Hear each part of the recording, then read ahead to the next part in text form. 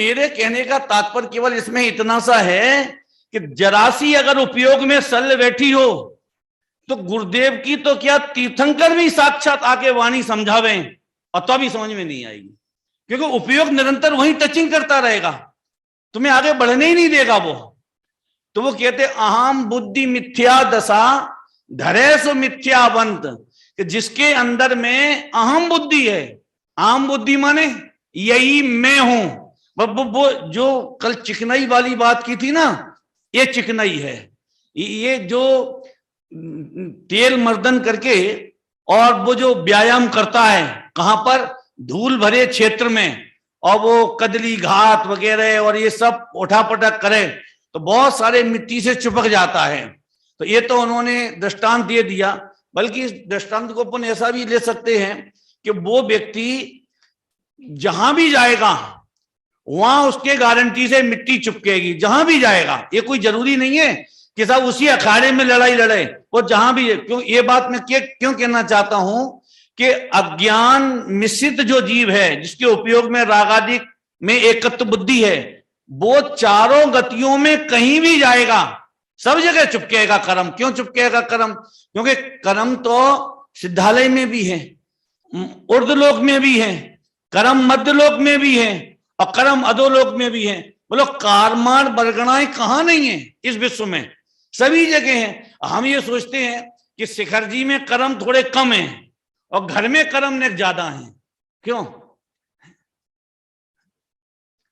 ये क्षेत्र से भागने में भी धर्म नहीं होगा। आज लोग भागम भाग प्रतियोगिता भी बहुत चल रही है। क्या कहा कि इस क्षेत्र में बहुत कर्म बनते, इस क्षेत्र में कर्म नहीं बनते। अरे लोग बाग तो काल तक की बातें करने लगते। अरे साहब अब क्या कहें, क्यों कि कहां वो चौथा काल और कहां ये पंचम काल। ये बातें सब हम इसलिए कह रहे हैं कि हमारे ज्ञान में जो ये बात बैठी है बहुत अच्छे से, कौन सी, कि साहब चौथे काल होता तो कल्याण हो जाता और पंचम काल है इसलिए रखड़ रहे हम। ऐसा भी नहीं है। ये कर्म बंधने में, मिथ्यात्व विद्यमान देने में, इसमें क्षेत्र भी बाधक नहीं, इसमें काल भी बाधक नहीं।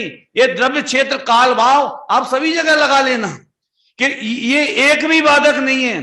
अरे इसके संबद्ध अधिकार में तात्पर्य वृत्ति में, तात्पर्य वृत्ति मतलब जो जैसन स्वामी ने टीका लिखी है, तो उसके संबद्ध अधिकार में उन्होंने 2 गाथाएं लिखी और उन गाथाओं में इतना बढ़िया प्रतिपादन निरूपण किया है कि उन्होंने ऐसा लिखा कि तुम काय को रोते हो कि तीर्थंकर नहीं है, तीर्थंकर नहीं है, केवली नहीं है, केवली नहीं है। तुम तो हमें ये बताओ कि अगर तुम समूह शरण में होते, तीर्थंकर के पास होते, तब भी तीर्थंकर तुम्हें आत्मा घोंट के तो नहीं पिला देते, हाथ पे रख के तो आत्मा नहीं बताते। आखिर बेबी तो तुम्हें आत्मा समझाते ही तो वही तो हम तुम्हें समझा रहे हैं। तो कम से कम तुम अपना रोना तो बंद करो। आज जिससे भी कहो अरे साहब विदेश क्षेत्र में होते तो, अरे देखो जिसको आत्म कल्याण करना हो उसे विदेश क्षेत्र और चौथे काल की कभी अंतरंग में अभिलाषा नहीं होती है। अरे जिसे कल्याण करना हो और यथार्थ सच्ची वीतराग वाणी जिसको मिल गई हो, क्या कहा, अब उसे काल का इंतजार करेगा कि किसी व्यक्ति का इंतजार करेगा? अब देखो गुरुदेव को ये समय सार मिला, समझना, तो उनके पास जो वाणी थी आज वही वाणी अपने पास है। बोलो वाणी में कोई अंतर हो तो आप बताओ। पर उनसे हम डबल फायदा में है। क्या कि उनको तो कोई बतलाने वाले नहीं थे, हमको तो बतलाने वाले, कुंद कुंद की वाणी भी मिली और हमको बतलाने वाले भी मिले, तो हमको तो डबल फायदा हुआ। अब काय को रोते हो कि ये नहीं था, ये कह के हम अपने प्रमाद का पोषण करते हैं कि साहब तुम ये काम क्यों नहीं कर रहे। क्या करे साहब, कोई केवली नहीं है, क्या करे साहब, वर्तमान में कोई ज्ञानी दिखाई नहीं देता है।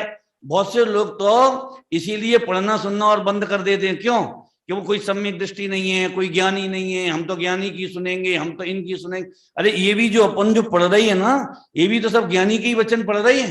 कौन अपने मन के वचन बोल रहे हैं यहाँ पे?